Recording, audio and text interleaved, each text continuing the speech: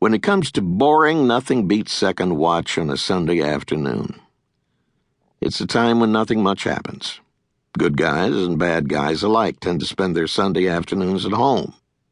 On a sunny early spring day like this one, the good guys might be dragging their wintered-over barbecue grills out of storage and giving them a first-of-the-season tryout.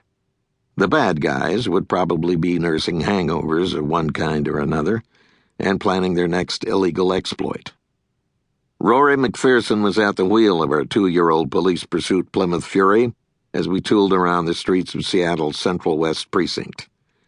We were supposedly on patrol, but with nothing much happening on those self-same streets. We were mostly out for a Sunday afternoon drive, yakking as we went. Mac and I were roughly the same age, but we had come to Seattle PD from entirely different tracks. He was one of those borderline juvenile delinquent types who ended up being given that old-fashioned bit of legal advice: join the Army or go to jail. He had chosen the former and had shipped out for Vietnam after A, knocking up, and B, marrying his high school sweetheart. The Army had done as promised and made a man out of him. He'd come home to the baby killer chorus and had gone to work for the Seattle Police Department because it was a place where a guy with a high school diploma could make enough money to support a wife and, by then, 2 kids. He'd been there ever since, first as a beat cop and now working patrol. But his long-term goal was to transfer over to the motorcycle unit. Mac's wife, Melody, stayed home with the kids. From what I could tell from his one-sided version of events, the two of them constantly squabbled over finances. No matter how much overtime Mac worked, there was never enough money to go around. Melody wanted to go to work.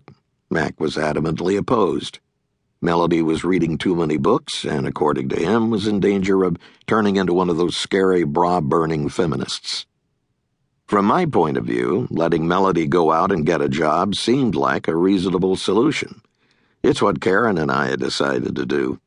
She'd been hired as a secretary at the Weyerhaeuser corporate headquarters, but we had both regarded her work there as just a job, as a temporary measure rather than a career, because our ultimate goal, once we finally got around to having kids, had been for Karen to stay home and look after them, and that's what she was doing now. In that regard, our story was different from Mac and Melody's. The two of us had met in college, where I'd snagged Karen away from the clutches of one of my fraternity brothers, a pompous ass named Maxwell Cole.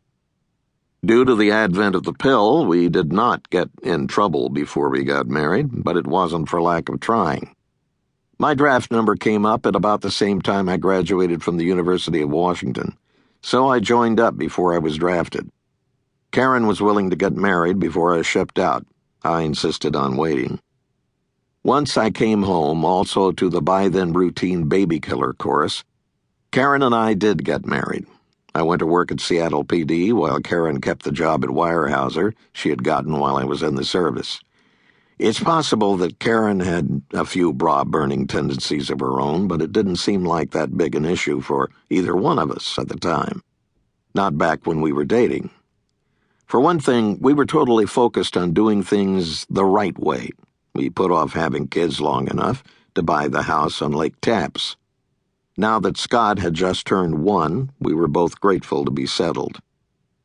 Yes, I admit that driving from Lake Tapps to downtown Seattle is a long commute. That's one of the reasons I drove a VW Bug, for fuel economy. But as far as this former city kid is concerned, being able to raise our kids in the country, rather than the city, makes the drive and the effort worthwhile. I was raised in Seattle's Ballard neighborhood, where I was one of the few kids around with a single mother. My mom supported us by working at home as a seamstress.